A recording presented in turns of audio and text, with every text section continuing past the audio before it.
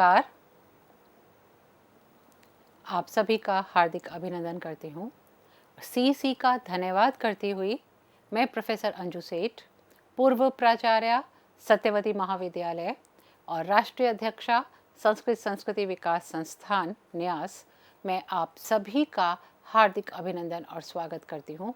और सीसी को नमन करते हुए, भगवान कृष्ण को नमन करते हुए आज अपने वक्तव्य को प्रारंभ करती हूँ। मेरे आज वक्तव्य का विषय है भगवद गीता एवं नेतृत्व वर्तमान परिप्रेक्ष्य। भगवद गीता, जैसा आप जानते हैं, बहुत अधिक मुख्य ग्रंथ है और इतना अधिक मुख्य ग्रंथ है कि हर क्षेत्र में, हर फील्ड में, हर जगह भगवद गीता की त्रिकालातीतता सिद्ध है। यह सर्वकालिक ग्रंथ है, सार्वभौम ग्रंथ है और ऐसा ग्रंथ है जिसके विषय में कहा गया, गीता सुगीता कर्तव्या किम अन्यै शास्त्र विस्तरै यह स्वयं पद्मनाभस्य मुख पद्मात् विनिसृतः। यह तो वह ग्रंथ है जिसे अवश्य सुगीत करना चाहिए, अच्छी प्रकार से गाना चाहिए, अच्छी प्रकार से अवधारणा करनी चाहिए, अच्छी प्रकार से ध्यान करना चाहिए। अन्य शास्त्र विस्तरै किम, अन्य शास्त्रों के विस्तार से कोई लाभ नहीं है। इस केवल मात्र यदि हम गीता का अध्ययन कर लेते हैं तो हम सभी शास्त्रों का सार प्राप्त कर लेते हैं, क्योंकि यह स्वयं पद्मनाभस्य, पद्मनाभ भगवान कृष्ण के, भगवान विष्णु के मुख पद्म से यह विनिसृत है, निकली हुई है। तो उस गीता का महात्म्य त्रिकालातीत है।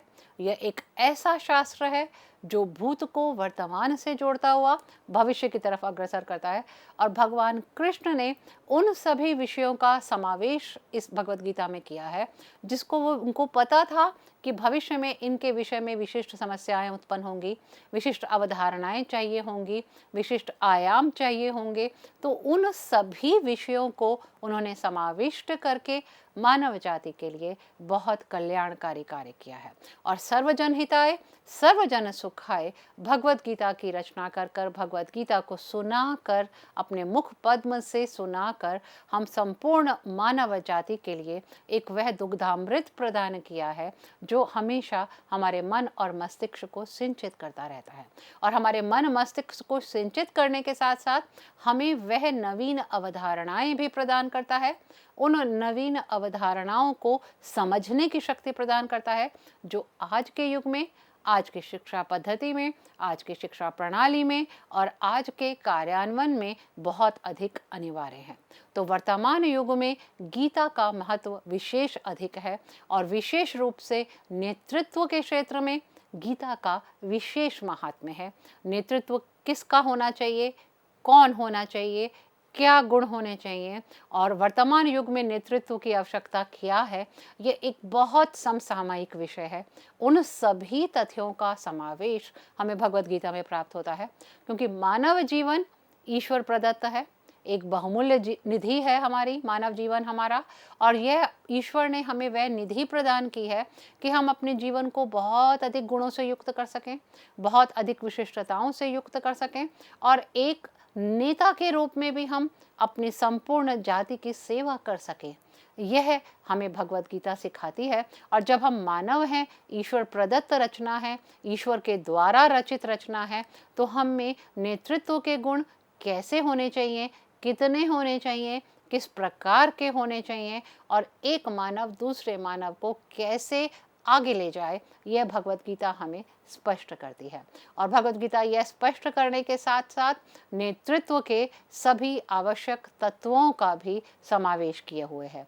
तो प्रस्तुत वक्तव्य में मैं आपको संपूर्ण तत्वों से अवगत कराऊंगी। नेतृत्व की हम बात करते हैं तो नेतृत्व वह शक्ति है जो मानव जीवन की, जैसे मैंने पहले कहा, मानव जीवन की एक अनमोल धरोहर है, क्योंकि मनुष्य एक सामाजिक प्राणी है और समाज में रहने के कारण वह सभी प्राणियों को अपने अधीन भी लेना चाहता है, अपने साथ भी लेना चाहता है, उनका सहयोग भी करना चाहता है। और सामाजिक जीवन तभी सफल होता है जब हम किसी एक को मुखिया बना दें और वह नीतियों का बताए, नीतियों के बारे में बताए, सब मिलकर उसका निर्धारण करें और निर्धारण कर कर एक विशिष्ट नियमों के आधार पर हम अपने जीवन को चलाएं। तो मानव जीवन जो एक सामाजिक जीवन है, उसमें नेतृत्व की कल्पना और नेतृत्व की संकल्पना बहुत महत्वपूर्ण है। और नेतृत्व शब्द की हम बात करें तो नी धातु, त्रिच प्रत्यय और त्व प्रत्यय से नेतृत्व शब्द का निर्माण होता है। नेता होता है आगे ले जाने वाला, नी धातु है अग्रेसरतीति, जो आगे ले जाता है वह नेता है। और त्व प्रत्यय आ जाता है तो वो भावार्थक रूप में आ जाता है नेतृत्व। नेता ऐसा जो नेतृत्व करने में सक्षम हो, जिसमें वह क्षमता हो कि सबको अपने साथ आगे ले जाने वाला हो। तो नेतृत्व शब्द की व्युत्पत्ति पर हम ध्यान दें तो एक बहुत बड़े बड़े तथ्यों का समावेश इसमें हो जाता है कि नी धातु भी है, त्रिच धातु भी है और भावार्थक त्व धातु भी है, त्व प्रत्यय भी है, ताकि हम किसी तरह से अच्छे प्रकार के भावों से युक्त होकर मानव जीवन को भी बहुत आगे बढ़ाएं और अपने सामाजिक जीवन को भी बहुत आगे बढ़ाएं। और इंग्लिश में हम बात करें तो नेतृत्व का इसलिए हम शब्द का प्रयोग करते हैं लीडरशिप, लीड और शिप, लीड करने वाला, आगे ले जाने वाला। और शिप क्या, एक समूह का जो संरक्षक है वह उसको लीडरशिप से संयुक्त होता है।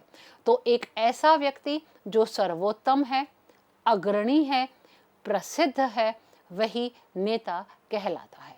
और नेतृत्व के हम पुराने अर्थ की बात करें, हम दूसरे अर्थ की बात करें तो दूसरों को मार्ग दिखाने वाला, किसी समस्या का समाधान करने वाला, एक संगठन का प्रधान या किसी एक समावेश करने वाला, आगे बहुत अधिक समाधान देने वाला, ऑर्डर देने वाला, वह व्यक्ति नेता कहलाता है। यानी जब संगठन प्रॉब्लम में है तो उस समय एक डिसीजन के लिए किसी एक व्यक्ति की तरफ देखता है सारा संगठन, वह नेता कहलाता है।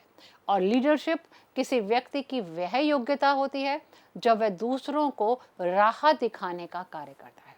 बहुत सारी स्थितियों में ऐसा होता है कि व्यक्ति बिल्कुल किंग कर्तव्य विमूढ़ हो जाता है, उसको कुछ समझ नहीं आता क्या करना चाहिए क्या नहीं करना चाहिए, चाहे वो पढ़ाई का क्षेत्र हो, चाहे वो नौकरी का क्षेत्र हो, चाहे वो बहुत बड़ा अधिकारी हो, चाहे वो बहुत घर में रहने वाली महिला हो या बहुत बड़ी पदाधिकारी महिला हो। हर किसी के जीवन में, या एक छोटा सा बालक हो, हर किसी के जीवन में एक क्षण ऐसा आता है जब वह समझ नहीं पाता कि उसे क्या करना चाहिए। यह स्थिति किंग कर्तव्य विमूढ़ता की स्थिति है, क्या करना चाहिए क्या नहीं करना चाहिए। और विद्यार्थियों के जीवन में तो यह समस्याएं बहुत आती हैं कि इस कोर्स को करें या उस कोर्स को करें, ए को पढ़ें या बी को पढ़ें। अब इतने सारे पेपर्स हैं हमारे, एक एक साल में 7-7 8-8 पेपर्स हैं, उसमें हम किसको ज़्यादा तवज्जो दें, किसको ज़्यादा हम पढ़ें, किसको ज़्यादा ध्यान दें, किस विषय पर ज़्यादा ध्यान दें जिसको हम आगे अपने पोस्ट ग्रेजुएशन पे भी ले सकें।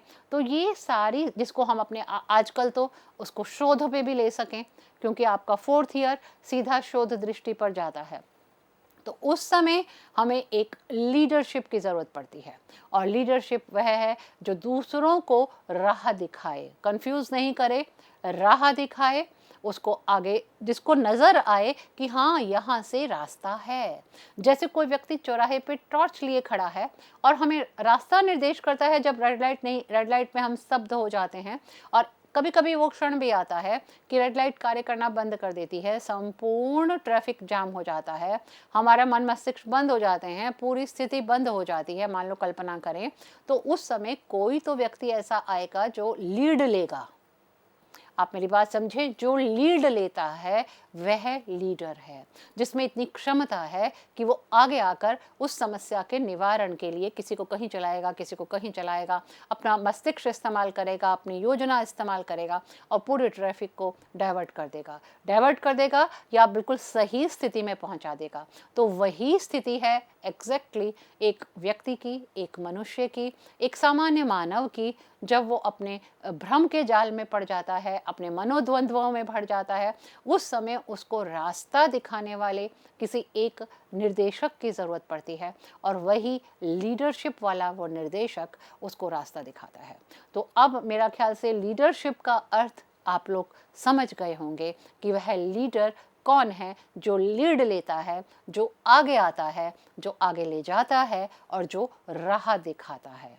और भगवद गीता में भगवान कृष्ण ने हम सबको राह दिखाई है। अर्जुन को तो दिखाई है, हम सबको राह दिखाई है कि हमने अपना जीवन कैसे जीना है। तो नेतृत्व की इससे अच्छी उदाहरण, इससे अच्छी उपलब्धि हमें नहीं हो सकती जो भगवान कृष्ण के रूप में हमें नेतृत्व वहाँ प्राप्त हुआ है। और पग पग पर नेतृत्व की झलक हमें प्राप्त होती है। और नेतृत्व के बारे में मैं बोलूँ तो मनुष्य व्यक्तिक रूप में नेतृत्व को इस्तेमाल करता है, एक प्रतिभा लेकर पैदा होता है। कोई कोई व्यक्ति ऐसा होता है जो वास्तविक रूप में नेता बनने की प्रतिभा लेकर पैदा होता है, एक लीडरशिप की क्वालिटी। हम किसी स्टूडेंट को, किसी छोटे से बालक को या किसी बड़े स्टूडेंट को देखते ही कह देते हैं कि यह बालक पूरी भीड़ को कंट्रोल कर लेता है, पूरी भीड़ को समझा देता है, कन्विंस भी कर देता है और अपनी बात को मनवा भी लेता है बहुत प्यार से। तो इसमें तो लीडरशिप की सारी क्वालिटीज़ हैं। तो वह लीडरशिप वह है कि जो व्यक्ति को प्रतिभा के रूप में भी प्राप्त होती है।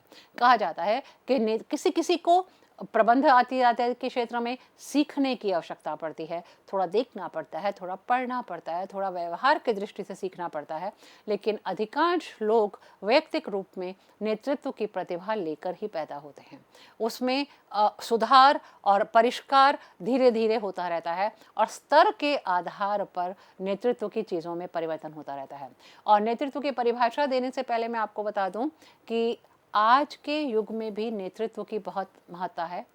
हमारा एजुकेशन सिस्टम का नैक का जो प्रावधान है, उसको जो किसी भी संस्था के लिए बहुत अधिक अनिवार्य है आगे चलने के लिए। हर 5 साल में हम नैक करवाते हैं, उसे हमें ग्रेडिंग प्राप्त होती है किसी भी संस्था को, किसी भी इंस्टीट्यूट को, यूजी और पीजी स्तर पर। और जब वह ग्रेडिंग प्राप्त होती है तो उसी के आधार पर उसकी रैंकिंग होती है कि इसको कौन सा रैंक मिला है, यानी उस संस्था की क्या विशेषताएं हैं। तो आजकल नैक के क्राइटेरिया में लीडरशिप एक बहुत बड़ा क्राइटेरिया है। लीडरशिप और गवर्नेंस दोनों साथ साथ चलते हैं कि कैसा लीडर है, उस संस्था का लीडर कैसा है, उस संस्था को चलाने वाला कैसा है, उस संस्था को उसकी प्रॉब्लम सॉल्व करने वाला कैसा है, और उस संस्था के सामान्य शिक्षक और विद्यार्थियों की प्रॉब्लम को एक साथ सॉल्व करने वाला, एक साथ लेकर चलने वाला, शीघ्र निवारण करने वाला, उनकी लीडरशिप कैसी है, उनका लीडर कैसा है। यानी जो उस संस्था का प्रमुख है वह उनका नेता है। चाहे वो शैक्षिक संस्था हो, चाहे वो कोई बहुत बड़ी कंपनी हो, चाहे बहुत बड़ी फैक्ट्री हो, चाहे बहुत बड़ा हॉस्पिटल हो या बहुत बड़ा हॉस्पिटल्स का ग्रुप हो, एनीथिंग, कुछ भी हो सकता है। प्रशासन की बहुत बड़ी अधिकारी हो, तो जो सबसे बड़ा अधिकारी है, जो जिसके आदेश से पूरा सिस्टम चलता है, वह उस कंपनी का, उस संस्था का, उस प्रावधान का, उस सरकारी प्रावधान का भी लीडर है। तो लीडर की नेतृत्व बहुत व्यापक अर्थ में हमारे समक्ष आता है। इसकी कोई बहुत छोटी सी परिभाषा नहीं है। यह आपने देखा नैसर्गिक गुण भी है और प्रतिभा के रूप में भी उत्पन्न होता है। प्रतिभा तो नैसर्गिकी, भर्तृहरि ने भी कहा है कि प्रतिभा तो नैसर्गिकी भी होती है। किसी में प्रतिभा के रूप में आता है, कोई अपने प्रयत्नों के आधार पर ले लेता है। और कभी कभी कोई बालक जो बहुत शाय है, बहुत छोटा सा बच्चा है, बिल्कुल बात नहीं करता, धीरे धीरे उसमें ऐसे गुण डेवलप हो जाते हैं कि वो सबसे बड़ा नेता बन जाता है, सबसे बड़े नेतृत्व गुण से युक्त हो जाता है। सभी छात्र जाकर उसको अपनी समस्याएं बताते हैं और वो उनका सॉल्यूशन करता है। ये तो छात्र स्तर पर नेतृत्व की बात है। अभी कुछ समय बाद हम ये देखेंगे किस किस स्तर पर नेतृत्व हो सकता है। और सभी पाश्चात्य विद्वान भी कह रहे हैं कि नेतृत्व किसी उद्देश्य की प्राप्ति में सहयोग करने के लिए लोगों को समझाने की एक प्रक्रिया है कि जिस भी कार्य में आगे बढ़ना है उसके लिए समझाना, कन्विंस करना, उसको अच्छे काम में लगाना, ये नेतृत्व का सबसे बड़ा गुण है। इसमें सभी विदेशी नागरिकों का, सभी विदेशी हडसन जी का भी वक्तव्य है और भी सभी वक्तव्य हैं कि बड़े बड़े संगठनों में नेतृत्व की परिभाषा किसी उद्यम के प्रयोजनों की प्राप्ति हेतु समान प्रयत्न द्वारा व्यक्तियों को प्रेरित करने और प्रभावित करने के रूप में की जा सकती है।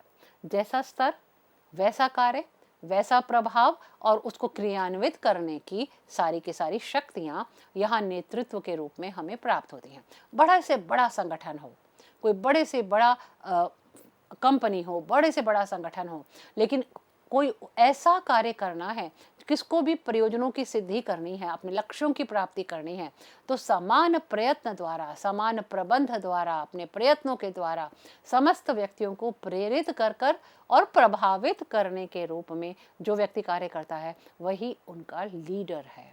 यानी गोल भी प्राप्त हो जाएं, सारे लक्ष्य भी पूरे हो जाएं, लोगों को प्रयत्न भी किया जाए, लोगों को मोटिवेट भी किया जाए और जो जो अपने लक्ष्य हैं उसको आराम से प्राप्त कर लिया जाए, तो वह है सबसे अच्छा नेतृत्व। बर्नार्ड के अनुसार भी नेतृत्व व्यक्तियों के अपनी प्रयत्नों का, उनकी प्रयत्नों को, उनकी उद्यमता को आगे ले जाने की तरफ आगे प्रेरित करता है और प्रेरित करने के साथ साथ उनकी क्रियाओं का, उनको कार्य करने के लिए भी मार्गदर्शन करते हैं। और नेतृत्व एक ऐसी गुण है और ये 3 बातों पर विशेष रूप से आधारित रहती है। एक तो व्यक्ति, वह जो वो व्यक्ति है उसमें क्या गुण है, दूसरा उसके अनुयायी, उसका जो अनुसरण करने वाले हैं, और तीसरी बात है जो बहुत महत्वपूर्ण है, परिस्थितियाँ। यदि परिस्थितियाँ अनुकूल हैं तो सभी लोग अनुयायी भी बन जाएंगे, सभी लोग फॉलो भी करेंगे, फॉलोअर भी सारे बन जाएंगे। और सबसे बड़ी बात ये होती है कि वह व्यक्ति कैसा है जो लीडर है। यदि लीडर अपने आप में बहुत सही है, बहुत अच्छा है, अच्छे बात बताता है, सबके हित की बात करता है, सभी गुणों से युक्त है, तो सभी व्यक्ति उसको फॉलो करते हैं। और किसी भी बड़े से बड़े संगठन में यदि उनका लीडर बहुत महनीय गुणों से समाविष्ट है, बहुत अच्छा प्रभावशील व्यक्ति है, प्रभावित करने वाला व्यक्ति है, तो उसके अनुयायी भी होंगे और परिस्थितियाँ स्वयं आती हुई, अनुकूल बनती हुई कार्य सिद्धि में सहायक होंगी। क्योंकि परिस्थितियाँ कुछ तो अनुकूल होती हैं और कुछ अनुकूल बनानी पड़ती हैं। तो एक बहुत बड़े संगठन में, बहुत बड़े इंस्टीट्यूशन में, बहुत बड़े देश में, बहुत बड़े विदेश के अन्य देशों में व्यक्ति खुद कैसा है, उसके अनुयायी कैसे हैं और आसपास का पर्यावरण कैसा है, परिवेश कैसा है, परिस्थिति कैसी है, इस बात पर नेतृत्व बहुत अधिक आधारित रहता है। और इस बात पर आधारित रहकर समयानुसार कार्य करना, समयानुसार डिसीजन लेना, समयानुसार डिसीजन को मोल्ड भी करना और समयानुसार जो जो लक्ष्य सिद्धि है उस लक्ष्य सिद्धि को प्राप्त करना, ये नेता का सबसे बड़ा अध्ययन होता है। उसका सबसे बड़ी अचीवमेंट ये होती है कि गिवन टाइम में, जो टाइम उसको दिया गया है, उसमें जो भी उसने गोल रखा है, जो भी टारगेट रखा है, उस टारगेट को पूरा करना है। तो चाहे वह संगठन हो, चाहे वह कंपनी हो, चाहे वो बहुत बड़ा इंस्टीट्यूशन हो, चाहे वो बहुत बड़ा एजुकेशनल इंस्टीट्यूशन हो, हर किसी में टारगेट तो निर्धारित होते ही हैं और वो निर्दिष्ट होते हैं, निर्धारित होते हैं और वो टारगेट हमने प्राप्त करने होते हैं। और उस टारगेट के लिए नेता कैसा है, उस बात पर बहुत अधिक डिपेंड करता है कि वो जो टाइम दिया गया है उस निर्धारित समय में लक्ष्य की प्राप्ति कर रहा है कि नहीं कर रहा, सही गुणों से युक्त है कि नहीं है, उस लक्ष्य प्राप्ति के लिए प्रयत्न करवा रहा है नहीं करवा, पहले खुद कर रहा है कि नहीं कर रहा प्रयत्न है, और उसके अनुयायी कैसे हैं, वो मानने वाले हैं कि नहीं है, और आसपास का परिवेश कैसा है, परिस्थितियाँ कैसी हैं। और परिस्थितियाँ हमेशा विद्यार्थियों अनुकूल नहीं होती। कई बार हमें अपने प्रयत्नों के आधार पर परिस्थितियों को अनुकूल बनाना भी पड़ता है। तो नेता ऐसा हो जो अपने अनुयायी भी अपने पक्ष में रखे, परिस्थितियां भी अपने पक्ष में रखे और अपना बेस्ट देकर अपने इंस्टीट्यूट, अपने शिक्षण संस्थान, अपने कंपनी, अपना देश, अपने हर चीज विषय को बहुत अधिक संभाल कर रखे। ये उसकी अपनी विशिष्ट योग्यता होगी कि वो अनुकूल और प्रतिकूल दोनों परिस्थितियों में अपने टारगेट पूरे करे। प्रतिकूल में भी पूरे करे और अनुकूल में तो कर ही पाएगा। और परिस्थितियों से झगड़ा करके भी अपने आप को उस स्थिति पर लाना पड़ता है। और नेतृत्व का क्षेत्र बहुत व्यापक है, जैसे मैंने आपको बताया। इतना व्यापक क्षेत्र है कि हम उससे अधिक बहुत आगे जाकर बात कर सकते हैं। वैश्विक स्तर पर हम बात करें तो विश्व स्तर पर नेतृत्व है। बड़ी बड़ी कंपनीज, बड़ी बड़ी शिक्षण संस्थान जो पूरे विश्व में, जिनके सारे क्षेत्र हैं, जिनके उपक्रम सारे विश्व में हैं।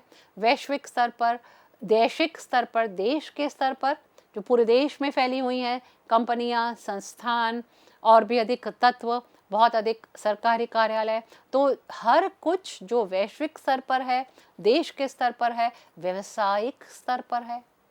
ऐसा व्यवसाय जो विश्व भर में फैला हुआ है, ऐसा व्यवसाय जो देश भर में हमारा फैला हुआ है, उस व्यवसायिक स्तर की सारी टारगेट, सारे उनके टारगेट, उनके सारे चीज़ें, उनकी सारी उपलब्धियां इस बात पर निर्भर करती हैं कि उनका नेता कैसा है, उनका नेता में कितना निर्णय लेने की शक्ति है, वह अपने पूरे टीम के आधार पर कैसे निर्णय लेता है और कैसे अपने टारगेट पूरे करता है। व्यवसायिक स्तर पर इसका विशेष महत्व है कि हमारा लीडर कैसा है। किसी कोई भी उद्यम हो, चाहे वो अपना हो किसी का, या कोई बहुत बड़ी संस्था हो या बहुत बड़ा संगठन हो, कोई भी उद्यमशीलता के क्षेत्र में यदि व्यवसायिक स्तर पर निर्णय तुरंत ना लिए जाएं और बाईपास किए जाएं या उनको ना देखा जाए, थोड़ी सी चीज़ को भी अनदेखा किया जाए, तो एक बहुत बड़ी समस्या का सामना पड़ सकता है। तो चाहे वैश्विक स्तर हो, चाहे देशिक स्तर हो, व्यवसायिक स्तर पर नेता का बहुत अच्छा होना ज़रूरी है। सामाजिक स्तर का नेता भी बहुत अच्छा होना चाहिए, क्योंकि पूरे समाज की उन्नति, प्रगति, उनका पूरा परिवेश इस बात पर निर्भर करता है कि सामाजिक स्तर पर नेता कैसा है। और सामाजिक स्तर पर नेता यदि अच्छा है, समाज का ध्यान करने वाला है, सभी नागरिकों को एक साथ लेकर चलने वाला है, तो वह देश बहुत आगे बढ़ता है। पारिवारिक स्तर पर भी हमें नेता की ज़रूरत पड़ती है और पारिवारिक स्तर पर नेता को हम मुखिया के रूप में भी ले सकते हैं। तो परिवार का मुखिया, समाज का मुखिया, देश का मुखिया, विश्व का मुखिया, व्यवसाय का मुखिया और पारिवारिक स्तर पर मुखिया वह होता है, मैं आपको विशेष रूप से बताना चाहूँगी कि जब निर्णय नहीं ले पाते किसी बात की तरफ, तो हम पूरा परिवार उस मुखिया की तरफ देखते हैं कि आप बताओ क्या करना चाहिए। क्योंकि हम निर्णय लेने में सक्षम नहीं होते, तो हम उस पारिवारिक मुखिया की तरफ देखते हैं, चाहे वो हमारे दादा हों, चाहे दादी हों, चाहे हमारे माता पिता हों।